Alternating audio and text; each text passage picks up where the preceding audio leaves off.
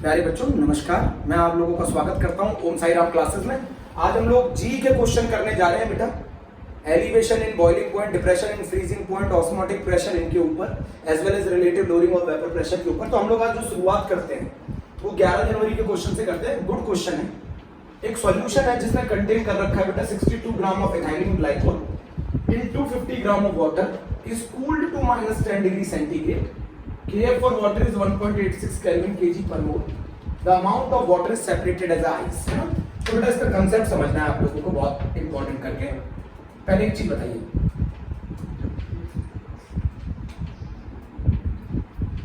आपको मैं पहले से बता दूं, इधर क्या है, यहाँ सॉल्वेंट है, कितना ग्राम है बेटा, 250 ग्राम है, as well as non volatile solute है। नॉन वोलेटाइल सॉल्यूट कौन है, एथिलीन ग्लाइकोल 62 ग्राम। आप जब फ्रीज करते हैं, जब इसको फ्रीज करते हैं, जब आप इसको कूल्ड करेंगे, कितने टेम्परेचर पे बेटा, -10 पर, वेरी इंपॉर्टेंट, -10 डिग्री सेंटीग्रेड पे कूल करेंगे। तो मैं आपको बता दूं, नॉन वोलेटाइल सॉल्यूट फ्रीज नहीं होता। नॉन वोलेटाइल सॉल्यूट फ्रीज नहीं होता है। फ्रीज कौन होगा, सिर्फ सॉल्वेंट। क्लियर, आप पहले इस बात को समझे कि आपने एक सॉल्वेंट ले रखा है 250 gram as well as 62 gram of ethylene glycol ले रखा है, तो असली में जब कूल्ड करेंगे तो फ्रीज कौन होगा, फ्रीज सॉल्वेंट होगा। कौन फ्रीज नहीं होता है, नॉन वोलेटाइल सॉल्यूट फ्रीज नहीं होता है, इसका वेट 62 ग्राम है। अगर मैं देखूं तो नॉन वोलेटाइल सॉल्यूट तो अभी भी उतना ही मिलेगा 62 ग्राम, क्योंकि वो तो फ्रीज नहीं होगा। साथ में मिलेगा वो सॉल्वेंट जो कि रिमेनिंग हो जाएगा, मतलब वो सॉल्वेंट मिलेगा जो कि फ्रीज नहीं होगा। तो वो हमसे क्वेश्चन क्या पूछ रहा है कि कितना फ्रीज होगा, कितना वाटर सेपरेट होगा एज आइस। क्वेश्चन को समझिए, यहां मिलेगा सॉल्वेंट रिमेनिंग, जो आइस जो फ्रीज नहीं होगा। सॉल्यूट उतने का उतने मिलेगा, क्योंकि उसमें कोई फर्क नहीं पड़ता बेटा, वो फ्रीज नहीं होता। जितना सॉल्वेंट फ्रीज हो जाएगा वो सेपरेट हो जाएगा आइस की फॉर्म में, यही पूछ रहा है। तो अगर मैं सॉल्वेंट रिमेनिंग निकाल लूं, प्यारे बच्चों, अगर मैं सॉल्वेंट रिमेनिंग निकाल लूं, वो सॉल्वेंट निकाल लूं जो फ्रीज नहीं हुआ है, तो मैं पता कर सकता हूं कि कितना सॉल्वेंट मेरा फ्रीज हो गया। बोलिए, मैं पता कर सकता हूं ना कितना सॉल्वेंट मेरा फ्रीज हो गया। आप क्वेश्चन को समझने की कोशिश करिए। एक सॉल्यूशन है जो 62 ग्राम इथाइलिन ग्लाइकोल कंटेन करता है, तो बेटा इथाइलिन ग्लाइकोल एक नॉन वोलेटाइल सॉल्यूट है, तो नॉन वोलेटाइल सॉल्यूट फ्रीज होता ही नहीं है, वो वैसे का वैसे ही पड़ा रहता है। तो फ्रीज होता कौन है, तो 250 ग्राम में से कितना वाटर फ्रीज होकर आइस की फॉर्म में सेपरेट हो जाएगा। तो जो फ्रीज नहीं होता वो मिलेगा मैं रिमेनिंग, मैंने जिसको रिमेनिंग लिखा है वो सॉल्वेंट है जो फ्रीज नहीं होता। ठीक है, अब जरा देखिए मैं कैसे करता हूं क्वेश्चन को। तो डेल्टा टीएफ क्या होता है, मुझे एक चीज बताइए। डेल्टा टीएफ होता है TF not minus TF. TF not हमें मालूम है डिग्री सेंटीग्रेड में कितना होता है, 0 डिग्री सेंटीग्रेड। हमें कूल्ड कितना कर रखा है, टीएफ दे रखा है -10 डिग्री सेंटीग्रेड। हम लोगों ने डिप्रेशन निकाल लिया 10 डिग्री सेंटीग्रेड। डिफरेंस है टेम्परेचर का, चाहे डिग्री सेंटीग्रेड में निकालो चाहे केल्विन में निकालो, ऑलवेज सेम रहता है। बेटा मैंने डेल्टा टीएफ निकाल लिया। अच्छा मुझे बताओ, इथाइलिन ग्लाइकोल का फार्मूला क्या होता है बेटा, CH2OH। मेरे प्यारे बच्चों, CH2OH, CH2OH, CH2OH। इसका जो मोलर मास होता है बेटा सॉल्यूट का, वो 62 ग्राम पर मोल होता है। इसका मोलर मास 62 ग्राम पर मोल होता है। आप मेरी बात को समझ रहे हैं ना, बोलो प्यारे बच्चों। मैंने क्या समझाया कि सॉल्वेंट हमने इनिशियल में लिया, शुरुआत में लिया 250 ग्राम, नॉन वोलेटाइल सॉल्यूट लिया 62 ग्राम, मैंने उसे कूल्ड कर दिया -10 पर। मुझसे क्वेश्चन पूछ रहा है कि कितना वाटर सेपरेट हो जाएगा आइस के फॉर्म में, तो सॉल्वेंट फ्रीज होगा। जो सॉल्वेंट फ्रीज होगा वो सेपरेट होगा, जो बचेगा वो मैंने यहाँ लिखा है। तो अगर मैं वो वाला सॉल्वेंट का वेट निकाल लूं जो रिमेनिंग है, जो फ्रीज नहीं हुआ है, तो मैं वो वाला सॉल्वेंट पता कर सकता हूं जो आइस के फॉर्म में सेपरेट हो जाए। बोलो, आपने इतना कर लिया, आपने डेल्टा टीएफ निकाल दिया। आप इस कंसेप्ट को समझ लें बेटा, सॉल्यूट के ऊपर कोई फर्क नहीं पड़ता, सॉल्यूट फ्रीज नहीं होता बेटा, सॉल्यूट फ्रीज नहीं होता। अब बेटा मुझे मालूम चल गया क्या, डेल्टा टीएफ। डेल्टा टीएफ बराबर क्या होता है बेटा, KF into M। Delta TF बराबर, मोलैलिटी को ओपन करो, KF WB upon MB into 1000 upon W इन ग्राम। इसको मैं W रिमेनिंग लिख लेता हूं, ये वो सॉल्वेंट है जो फ्रीज नहीं हुआ। डेल्टा टीएफ की वैल्यू कितनी, 10, KF की वैल्यू कितनी, 1.86, WB की वैल्यू कितनी बेटा, 62, मोलर मास कितना, 62,000 अपॉन वो वाला वेट सॉल्वेंट का जो फ्रीज नहीं हुआ है। क्लियर है? मैंने बेटा इसका W रिमेनिंग निकाल लिया। बेटा मैंने जो W रिमेनिंग निकाला या वो वाला सॉल्वेंट का वेट निकालो जो फ्रीज नहीं हुआ है, तो वो आ गया 186 ग्राम। तो मेरे पास सॉल्वेंट था कितना, 250 ग्राम। 250 ग्राम में से मुझे मिला कितना, उसको W रिमेनिंग को माइनस कर दो, 250 ग्राम में से W रिमेनिंग को माइनस कर दो, तो हमारा 250 में से 186 ग्राम मैंने माइनस कर दिया, तो आ गया 64 ग्राम। 64 ग्राम सेपरेट हो जाएगा बेटा एज आइस। 64 ग्राम मेरा सॉल्वेंट सेपरेट हो जाएगा बेटा। 250 ग्राम मेरा शुरुआत में था, कितना फ्रीज नहीं हुआ, 186 ग्राम, तो 250 में से 186 माइनस करोगे तो 64 ग्राम ऐसा होगा जो सेपरेट हो जाएगा किसके फॉर्म में, आइस के फॉर्म में। क्वेश्चन क्लियर है तो मैं आगे चलूं। मैंने बेटा ये क्वेश्चन कर दिया है जी मेंस 2019 11 जनवरी। बेटा सेकंड क्वेश्चन, पहले बच्चों सेकंड क्वेश्चन,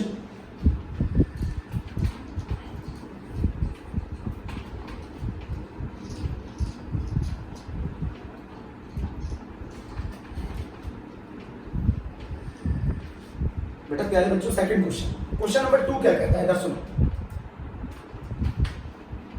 टीएफ जो है फ्रीजिंग पॉइंट जो है डाइल्यूटेड मिल्क का, बेटा वो क्वेश्चन में दे रखा है, फ्रीजिंग पॉइंट डाइल्यूटेड मिल्क का दे रखा है बेटा -0.2 डिग्री सेंटीग्रेड। एक डाइल्यूटेड मिल्क है का सैंपल है जिसका फ्रीजिंग पॉइंट दे रखा है, और एक प्योर मिल्क का सैंपल है जिसका फ्रीजिंग पॉइंट दे रखा है -0.5 डिग्री सेंटीग्रेड।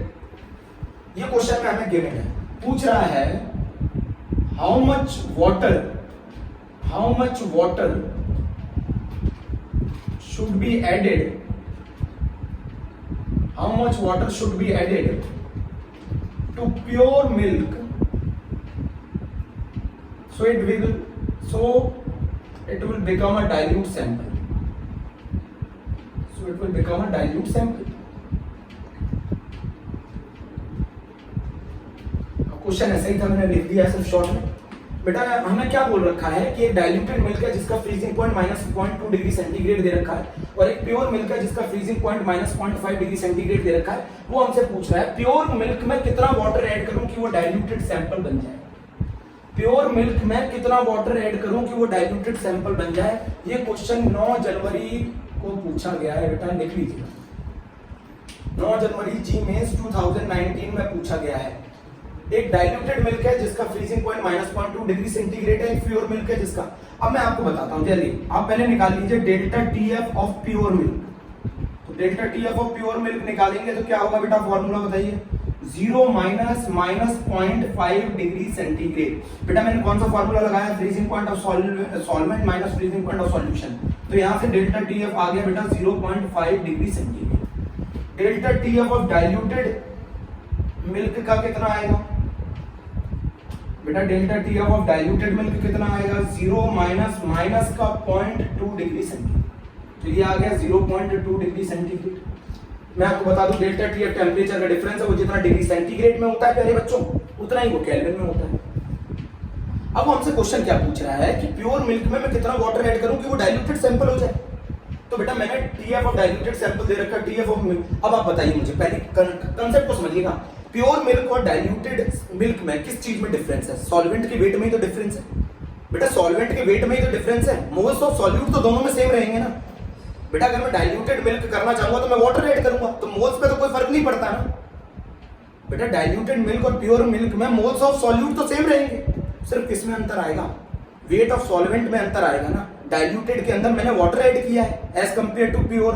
तो अब मैं क्या करता हूं, मेरा फॉर्मूला क्या होगा, डेल्टा टीएफ ऑफ डाइल्यूटेड क्या होगा बेटा, केएफ की वैल्यू तो दोनों के लिए सेम होगी, सॉल्यूट दोनों में सेम है, number of moles of solute of milk upon weight of pure diluted, sorry upon weight of diluted. सही लिखा है बेटा मैंने।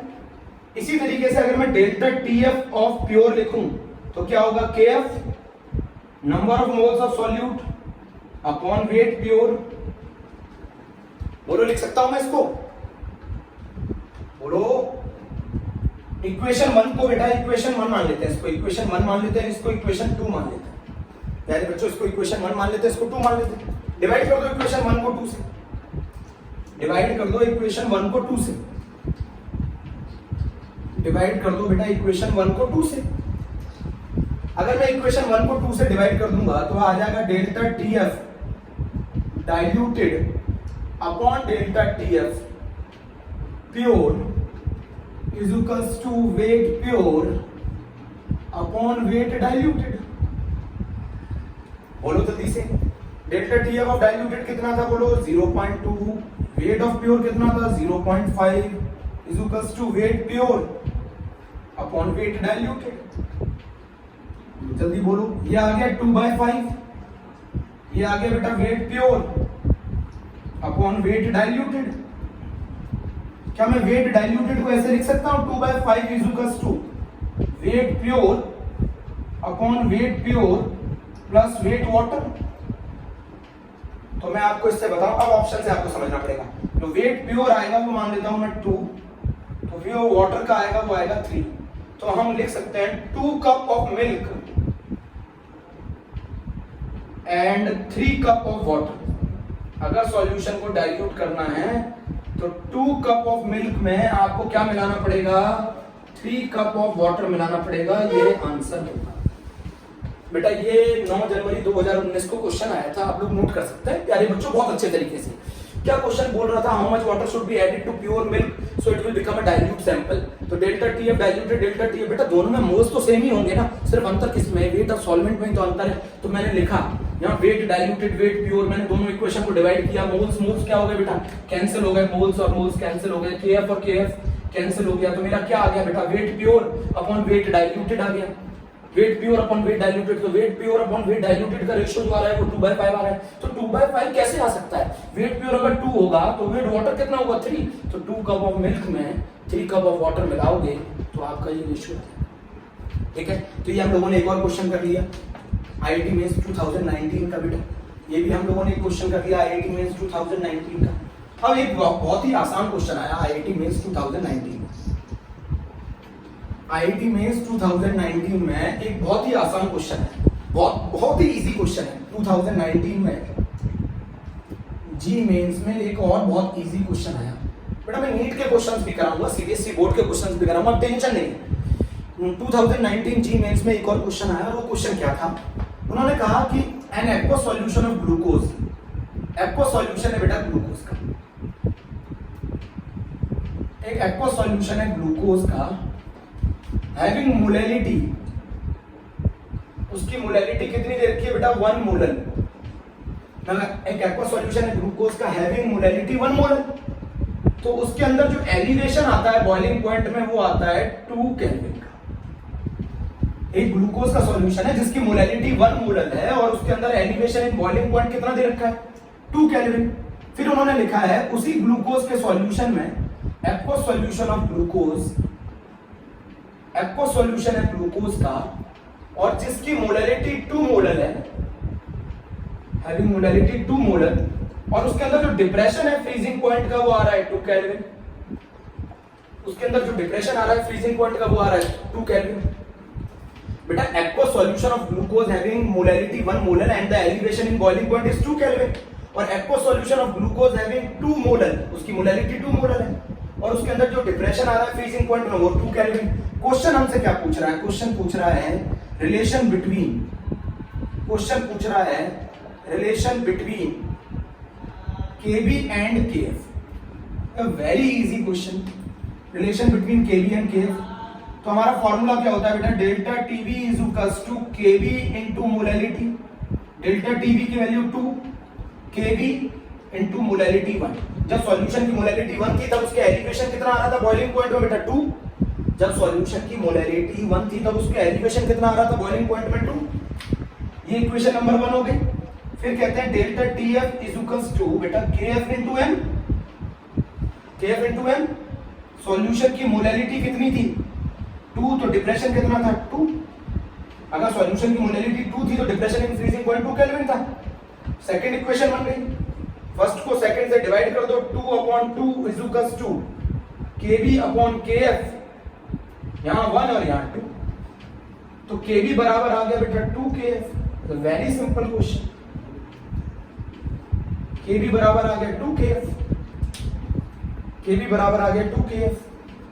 बेटा एक एक्वा सॉल्यूशन है ग्लूकोज की जिसकी मोलैलिटी 1 मोलर थी और उसके अंदर एलिवेशन बॉइलिंग पॉइंट में आ रहा था 2 केल्विन, और एक एक्वा सॉल्यूशन है ग्लूकोज का जिसकी मोलैलिटी 2 मोलर थी और जिसके अंदर डिप्रेशन आ रहा था 2 केल्विन। पूछ रहा relation between Kb and Kf निकालिए। बहुत ही इजी क्वेश्चन था, आप लोग कर सकते हैं। नोट कर लीजिए प्यारे बच्चों, नोट कर लीजिए।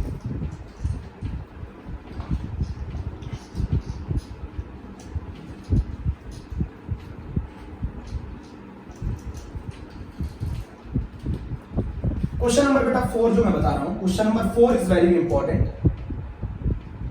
ये आपको थोड़ा सा नया पैटर्न मिलेगा। ये ऑस्मोसिस के ऊपर आईआईटी का क्वेश्चन था। बेटा मैंने एक तरफ 2 सॉल्यूशन ले लिए हैं। एक तरफ मैंने ले लिया है, इस साइड को मैं मान लेता हूं बेटा x और इस साइड को मैं मान लेता हूं y। एक साइड को मैंने मान लिया x और एक साइड को मैंने मान लिया y। साइड x में जो सॉल्यूशन है वो है 0.1 मोलर पोटेशियम फेरोसाइनाइड का, K4FeCN का होल 6 का। इस साइड जो सॉल्यूशन है वो है K4FeCN6 का, और इस साइड जो सॉल्यूशन है बेटा, बहुत अच्छा क्वेश्चन है, बहुत इजी है, आईआईटी का क्वेश्चन है। ये है जो वो है 0.01 मोलर FeCl3 का। क्वेश्चन में हम लोगों को बता रहा है कि अगर फेरोसाइनाइड आयन FeCN का आयनिक फॉर्म में आप ऐसे लिख सकते हैं, फेरोसाइनाइड आयन अगर फेरिक क्लोराइड के कांटेक्ट में आते हैं तो ये प्रूशियन ब्लू की फॉर्मेशन करते हैं बेटा। You all know that Prussian blue, Fe4FeCN का होल 6 का whole thrice, this is Prussian blue. आप जानते हैं बहुत अच्छी तरीके से, नाइट्रोजन के डिटेक्शन में यूज किया जाता है ऑर्गेनिक कंपाउंड में। ये वो कंपाउंड है जिसके थ्रू हम नाइट्रोजन का डिटेक्शन करते हैं, प्रूशियन ब्लू। फेरी फेरोसाइनाइड भी बोलते हैं इसका नाम बेटा, फेरी फेरोसाइनाइड भी बोलते हैं। बच्चे सुन लें, फेरी फेरोसाइनाइड भी बोलते हैं। बाहर वाले आयरन की जो ऑक्सीडेशन स्टेट होती है बेटा वो +3 होती है, अंदर वाले आयरन की जो ऑक्सीडेशन स्टेट होती है वो +2 होती है। इसको हम लोग आयरन 3 हेक्सासाइनिडोफेरेट 2 भी बोलते हैं।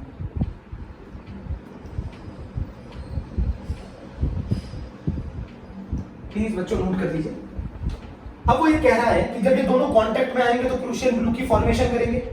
अब मुझे बताइए जो ब्लू कलर फॉर्म होगा, जो ब्लू कलर फॉर्म होगा वो क्या साइड x की तरफ होगा, या जो ब्लू कलर फॉर्म होगा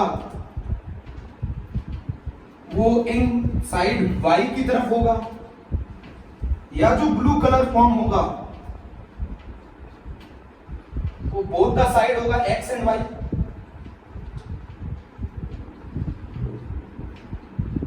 या फिर ब्लू कलर फॉर्म नहीं होगा, नॉट फॉर्म। बेटा a good question, blue colour form नहीं होगा, आप बताइए मुझे। It's a very simple question. अब मैं आपको बता देता हूं बहुत आसान से।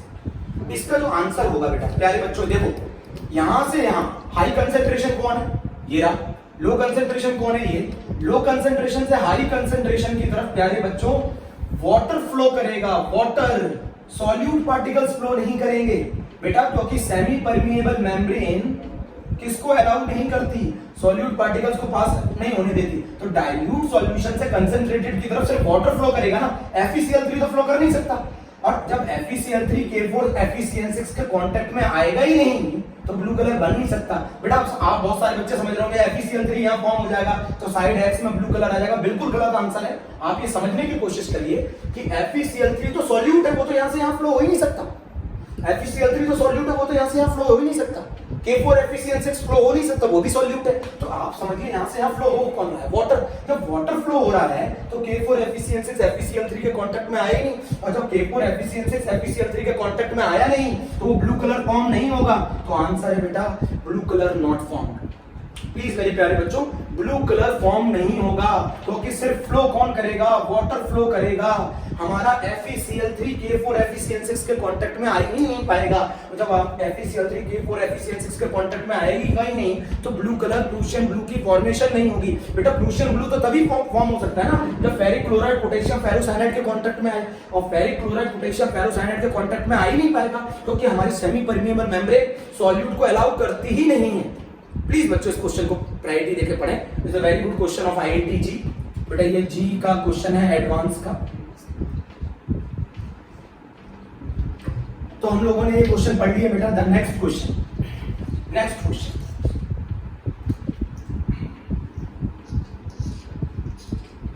बेटा बहुत आसान है, मैं आप लोगों को हर एक क्वेश्चन कराऊंगा, साथ में मुझे वेंट ऑफ फैक्टर भी आप लोगों को टॉपिक कराना है, उसके बाद हम लोग बहुत सारे क्वेश्चन कर सकते हैं। बेटा मैं क्वेश्चन जो कर रहा हूँ IIT JEET एडवांस 2019 का कर रहा हूँ, है ना, मैंने आपको पहले भी कराया है, फिर मैं करा देता हूँ आपको। जी एडवांस 2019 का क्वेश्चन कर रहा हूँ। उस क्वेश्चन में कहा गया था when 0.5 gram non volatile solute is added to 39 gram benzene. बेटा बेंजीन सॉल्वेंट है, क्वेश्चन को समझना बेटा। 39 ग्राम बेंजीन में मैंने 0.5 gram non volatile solute add किया है। The vapour pressure of benzene, benzene का जो वेपर प्रेशर है, the vapour pressure of benzene is decreased from 650 mm to 640 mm। जो वेपर प्रेशर है वो डिक्रीज हो जाता है 650 mm टू 640 mm।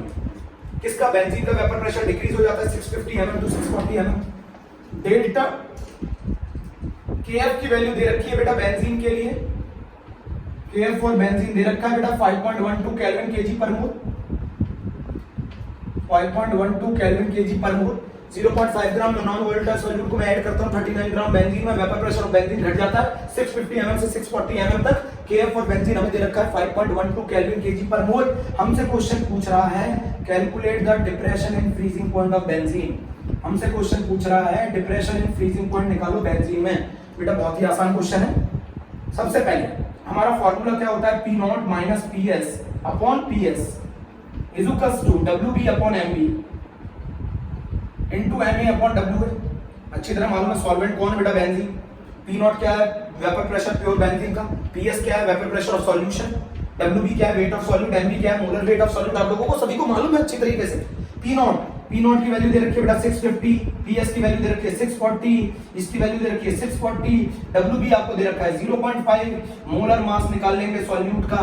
MA कितना होता है बेटा बेंजीन का मोलर मास? 78। WA कितना है बेटा? 39। WA बेटा 39 है, मोलर मास सॉल्वेंट का 78 है बेटा। इसको अगर मैं सॉल्व करूंगा तो मेरा मोलर मास आ रहा है सॉल्यूट का 64 ग्राम पर मोल। मेरा मोलर मास आ गया सॉल्यूट का बेटा 64 ग्राम पर मोल। प्यारे बच्चों बेटा 64 ग्राम पर मोल आ गया है मोलर मास। लिख लिया ना आप लोगों ने? चलिए अब अगर मैं डेल्टा टीएफ का फॉर्मूला लगा दूं, डेल्टा टीएफ बराबर क्या होता है? केएफ डब्ल्यूबी अपॉन एमबी, बहुत ही आसान, इनटू 1000 अपॉन डब्ल्यूए इन ग्राम।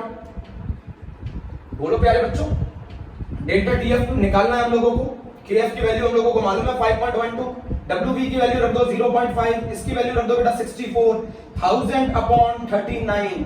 इसको अगर आप सॉल्व करोगे तो प्यारे बच्चों आंसर आएगा 1.02 केल्विन। और ये क्वेश्चन IIT जी एडवांस 2019 में पूछा था। आप लोग प्लीज अच्छे से नोट कर लीजिए इस क्वेश्चन को। प्यारे बच्चों इसको अच्छे से आप नोट कर लीजिए। प्यारे बच्चों इसको आप अच्छे से नोट कर लीजिए।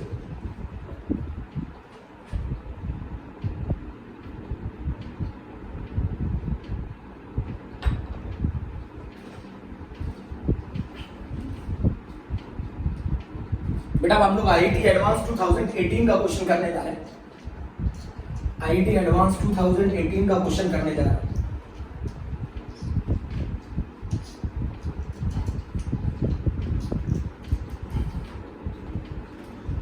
IIT एडवांस 2018 का क्वेश्चन करने जा रहे हैं। IIT एडवांस 2018 का क्वेश्चन करने जा रहे हैं। IIT एडवांस 2018 का क्वेश्चन करने जा रहे हैं। बेटा क्वेश्चन क्या था? A और B, पूरा क्वेश्चन तो मैं नहीं लिख पा रहा हूं, आपको पूरा बता रहा हूं। A and B form ideal solution. A और B आइडियल सॉल्यूशन बनाते हैं जब दोनों का इक्विमोलर प्रोपोर्शन में जब दोनों होते हैं, जब दोनों A and B equimolar proportion में होते हैं तब सॉल्यूशन का जो वेपर प्रेशर होता है बेटा वो होता है 45 mm। सॉल्यूशन का जो वेपर प्रेशर होता है बेटा वो 45 mm होता है।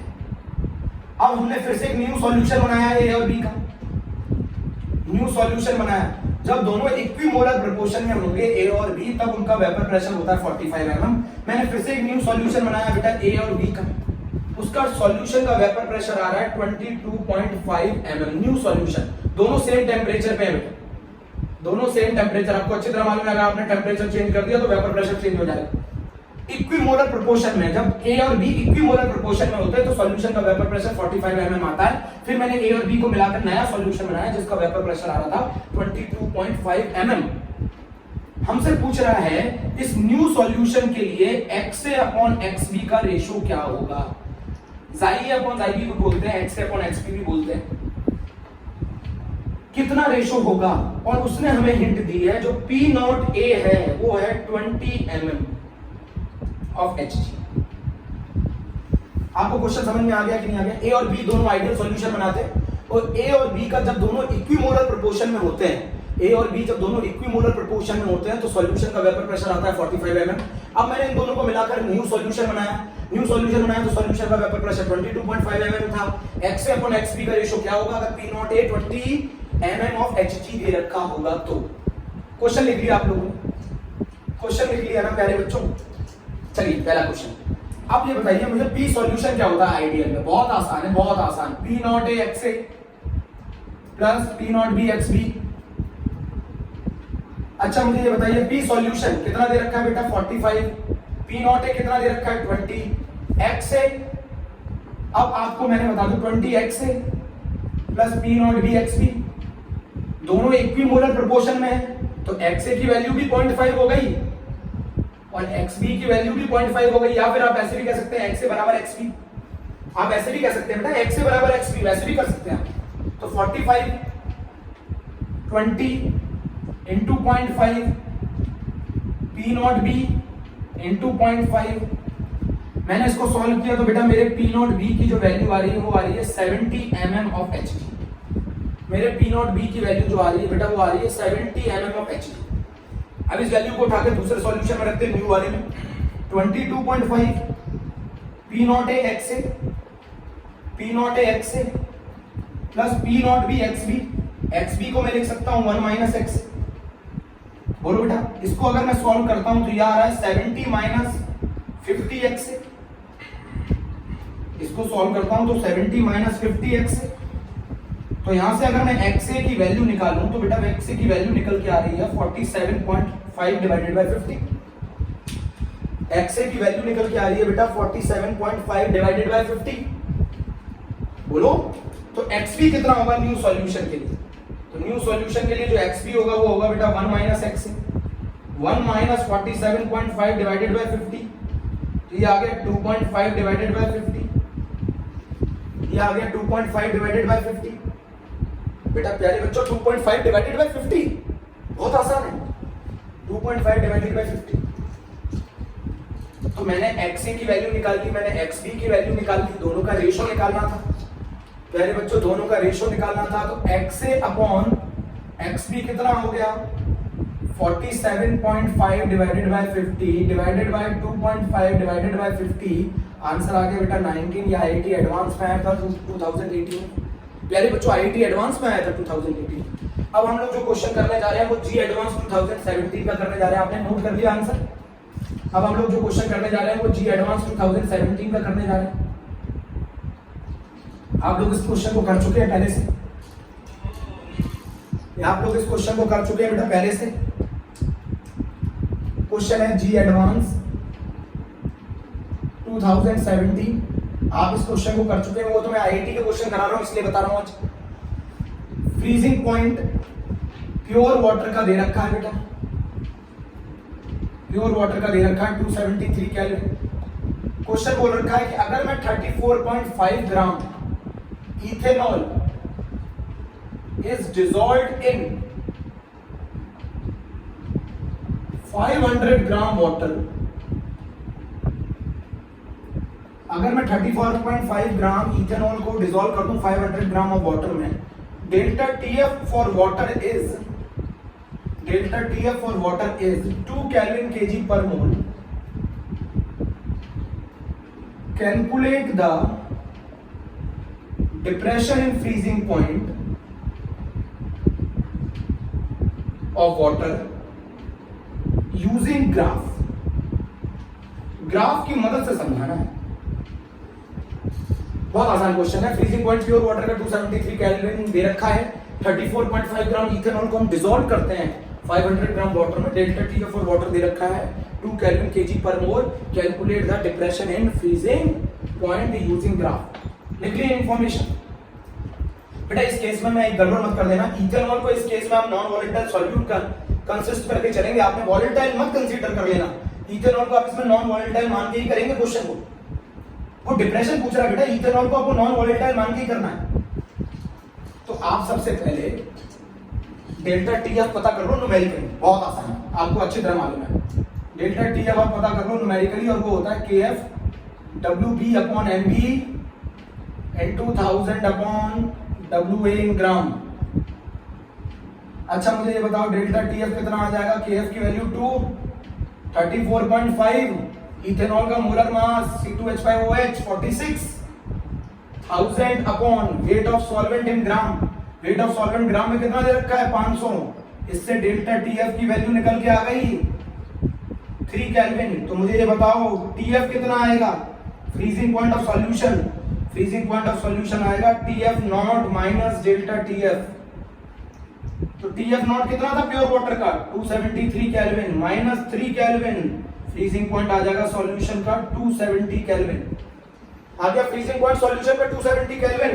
अगर हम इसके लिए कर्व ड्रॉ करके देखें, इसके लिए अगर हम कर्व ड्रॉ करके देखें, वेपर प्रेशर और टेम्परेचर, ये रहा मेरा लिक्विड सॉल्वेंट, ये रहा मेरा सॉलिड, ये रहा सॉल्वेंट। इस टेम्परेचर पे मेरा वेपर प्रेशर लिक्विड सॉल्वेंट का सॉलिड सॉल्वेंट के बराबर है, तो ये कहलाएगा 273 केल्विन। इससे कितने केल्विन मुझे टेम्परेचर को कम करना पड़ेगा सॉल्यूशन को फ्रीज करने के लिए? 3 केल्विन टेम्परेचर को कम करना पड़ेगा सॉल्यूशन को फ्रीज करने के लिए, और वो है ये सॉल्यूशन का फ्रीजिंग पॉइंट हो गया 270 केल्विन, जिसकी वजह से मेरा डिप्रेशन आ गया। ये बेटा IIT एडवांस 2017 का क्वेश्चन भी हम लोगों ने कर लिया है। प्योर बेटा पूरे अच्छे तरीके से कर लिया, आप लोग इसको पूरा ध्यान से लिख लें। लास्ट क्वेश्चन हम लोग कर रहे हैं बेटा आज के लिए, लास्ट क्वेश्चन।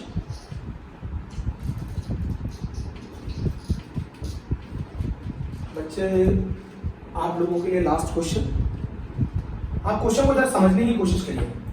अभी नीट ने 2017 में पूछा था, अगर हम मोलैरिटी को डबल कर देते हैं, मोलैरिटी को डबल कर देते हैं तो KF की वैल्यू पे क्या फर्क पड़ेगा? तो KF इंडिपेंडेंट होता है, इंडिपेंडेंट ऑफ मोलैरिटी होता है। KF सिर्फ किसके ऊपर डिपेंड करता है? नेचर ऑफ सॉल्वेंट पे डिपेंड करता है। KF की वैल्यू बेटा नेचर ऑफ सॉल्वेंट पे डिपेंड करती है। उस सॉल्वेंट अगर सेम होगा तो KF की वैल्यू सेम होगी। अच्छा KF अगर आप निकालना चाहते हैं तो मैंने आपको फॉर्मूला पढ़ा रखा है, R इंटू TF नॉट का square divided by 1000 into latent heat of fusion.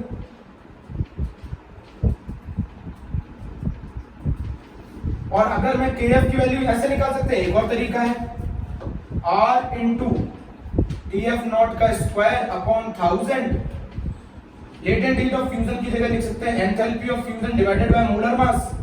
ऊपर आ गया मोलर मास ऑफ सॉल्वेंट। बेटा ये दो फॉर्मूले हैं जिनसे आप KF को कैलकुलेट कर सकते हैं।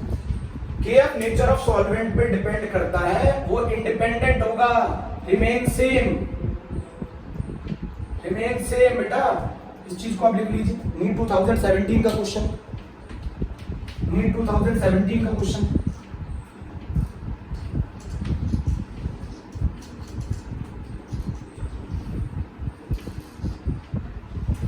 बेटा JEE mains 2019 as well as advanced 2013 का क्वेश्चन है। P नॉट A दे रखा है बेटा 7 इंटू 10 की power 3 pascal. P not B हमें दे रखा है 12 इंटू 10 की power 3 pascal. P not A दे रखा है 7 इंटू 10 की power 3 pascal. P not B दे रखा है 12 इंटू 10 की पावर 3 पास्कल। लिक्विड स्टेट में कंपोजिशन दे रखी है A की 0.4, लिक्विड स्टेट में A की कंपोजिशन दे रखी है बेटा 0.4, लिक्विड स्टेट में A की कंपोजिशन 0.4 दे रखी है, तो B की कंपोजिशन कितनी होगी? 1 माइनस 0.4, 1 माइनस 0.4 होगी तो 0.6 होगी। लिक्विड स्टेट में B की कंपोजिशन 1.6 होगी। हमसे क्वेश्चन पूछ रहा है वेपर फेज में कंपोजिशन बताइए, YA और YB की वैल्यू पूछ रहा है हमसे। तो बेटा हम लोगों ने वाई निकालना सीखा था, P A upon P total, partial pressure of A upon P total. Partial pressure of A कैसे निकाला जाएगा बेटा, P not A X A upon P total. और पी टोटल कैसे निकाला जाएगा, P not A X A upon P total की value हो जाएगी बेटा P not A X A plus P not B X B, P not A X A plus P not B X B. Put कर दीजिए value 7 into 10 की power 3.4 upon 7 into 10 की power 3 into 0.4, 12 into 10 की power 3 into 0.6। तो ये value आ जाएगी बेटा 10 की पावर 3, 10 की पावर 3 कैंसिल, और ये वैल्यू आ जाएगी 2.8 अपॉन 10, तो वैल्यू आ जाएगी 0.28।